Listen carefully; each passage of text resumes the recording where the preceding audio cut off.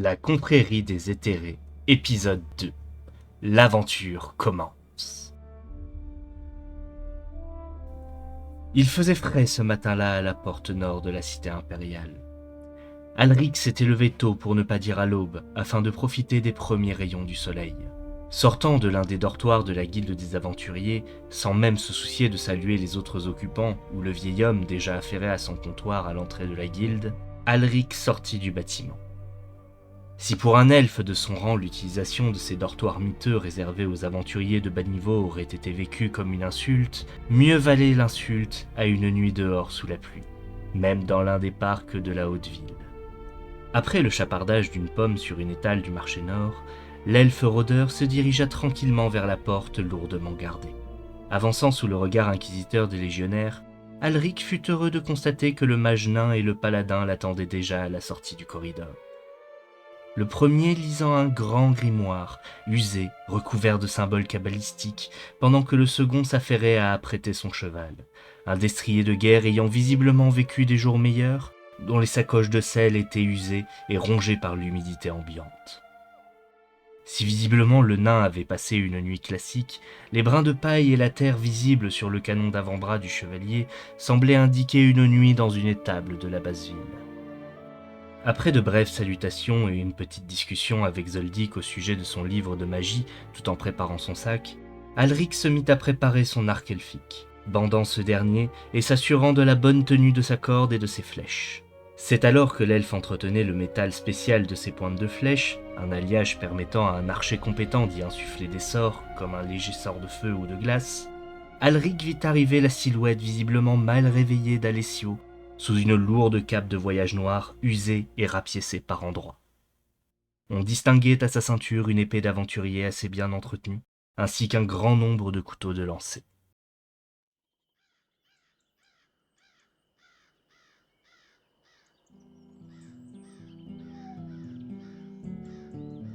Terminant leurs préparatifs, le groupe d'aventuriers enfin assemblé et prêt au départ se mit en marche vers le nord-est, et le lac Noir, sous le regard rassuré des légionnaires en faction. Bilan psychologique d'Alric Lamar. Bon, eh bien, nous sommes partis. Ma première mission depuis que je suis chez les humains. J'espère que ça va bien se passer.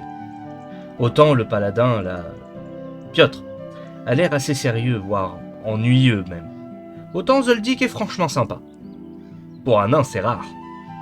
On a marché et discuté ensemble toute la matinée des impériaux et des humains, et je suis content de voir que, malgré nos différences, nous voyons les choses de la même manière. Piotr a vaguement essayé de nous expliquer l'organisation de ces grandes villes, mais quel désordre en comparaison de Tirasuil et ses tours gracieuses, ou même du port de Forgefer. C'est dire. Je ne suis pas mécontent de retrouver la campagne et les forêts. Alessio, en revanche, n'est pas très bavard dans son genre. Mais il fait bien son travail à l'avant du groupe. Je suppose qu'on aura l'occasion de parler et apprendre à se connaître à l'avenir. Tout l'après-midi, c'est moi qui ai pris la tête du groupe, pendant qu'Alessio et Zoldyck discutaient et que Piotr fermait la marche. Le pays est beau. Les cours d'eau chantent en ce début de printemps, et les oiseaux sont partout. On a même croisé des humains avec des chiens dans leurs champs. On ne s'est malheureusement pas arrêté. Nous avons fini notre périple vers la 18e heure pour monter le camp proche d'un bosquet. La soirée, ma foi, a été sans histoire. Le lendemain a été du même cru jusqu'à ce qu'on approche du fameux lac Noir. Je l'aurais plutôt appelé le lac brumeux personnellement. On n'est même pas encore arrivé que cette brume lugubre et froide semble couvrir toute la région. Si ça arrive d'avoir un tel mauvais temps, ce n'est pas normal. J'espère qu'on aura le temps d'en parler avec Zoldyck et les autres avant d'arriver au village. Fin du bilan psychologique d'Alric. Évoluant dans une brume inhabituellement épaisse à l'approche du grand lac, nos aventuriers arrivent finalement sur ses bords, dans la bourgade de Noirmouillé. Passant les portes de bois humide, Alric et ses compagnons ne purent que se rendre à l'évidence. Quelque chose ne tournait pas rond en ces lieux.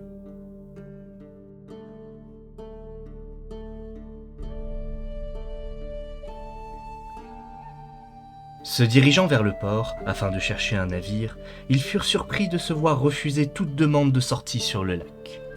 C'est après une tentative d'intimidation réussie d'Alessio qu'un pêcheur, impressionné, les informa de la situation.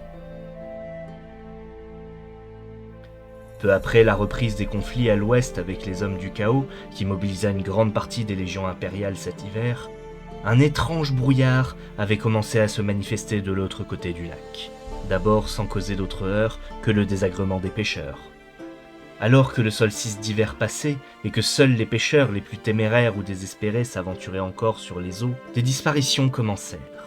Tout d'abord des noyades inexpliquées. Puis un jour de janvier, c'est un bateau de 3 pêcheurs qui fut envoyé par le fond.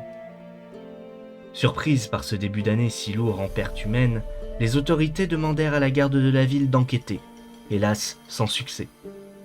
Chaque semaine, le brouillard s'intensifiait et la situation se dégradait au fil des disparitions. Ce n'est qu'au début du printemps qu'une collecte fut organisée afin de recruter des aventuriers, mais hélas, avec les récentes attaques sur la route de l'Est et la piraterie sur la mer au sud, la demande resta lettre morte. Des rumeurs sur un navire fantôme et des monstres se répandirent ici et là, et ce n'est que tout récemment que les différents bourgmestres prirent la décision de renforcer les gardes locaux, en attendant de l'aide de la capitale. Surpris et interloqués par ces nouvelles, nos aventuriers tinrent conciliabule avant de se rendre à la capitainerie. Il fallait rapidement régler le problème ou trouver un autre moyen de se rendre de l'autre côté du lac. Si Alric et Zoldyck plaidèrent pour la prudence, le paladin plaida de son côté pour que le groupe secoure ces pêcheurs infortunés, soutenu par Alessio qui ne put s'empêcher de faire remarquer la mention d'une récompense et surtout d'une belle bagarre en perspective. Se laissant convaincre par le paladin et l'assassin, le mage nain et le rôdeur les suivirent à l'intérieur de la capitainerie. S'ensuivit une longue discussion avec les capitaines et notables présents. Si les premiers se réjouirent de voir enfin des aventuriers pointer le bout de leurs armes pour les secourir, les seconds ne cessèrent de mégoter sur la dépense et argumenter en faveur de l'attente de renforts de la capitale, afin de n'avoir rien à dépenser.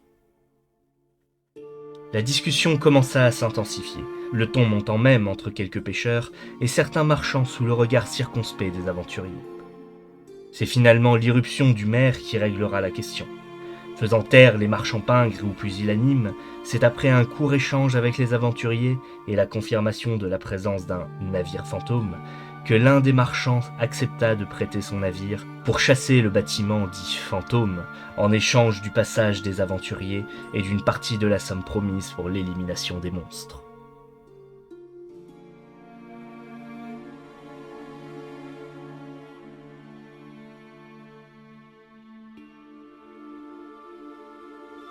Le départ avait été prévu pour le lendemain. Les aventuriers se mirent donc en quête d'une auberge, où passer la nuit et se restaurer. Malheureusement, l'auberge du village leur resta close, et ils ne purent éviter de passer la nuit dehors que grâce à l'hospitalité d'une famille de pêcheurs vivant non loin des quais, où leur navire serait apprêté. Malgré cet humble cadre et la maigre pitance proposée par leurs hôtes, ils passèrent une soirée au calme avant de finalement aller se coucher. Piotr et Zoldyck discutant avec le pêcheur et ses enfants, tandis qu'Alric et Alessio se tinrent à l'écart. Alric fut cependant intrigué par la fascination que provoquait le paladin chez le pêcheur et ses enfants. Piotr prenant le temps de parler avec chacun d'eux, laissant même l'aîné jouer avec son écu. Décidément, le lien qu'entretenaient les humains avec leur foi en Tulkas et ses représentants ne cesserait jamais de surprendre Alric.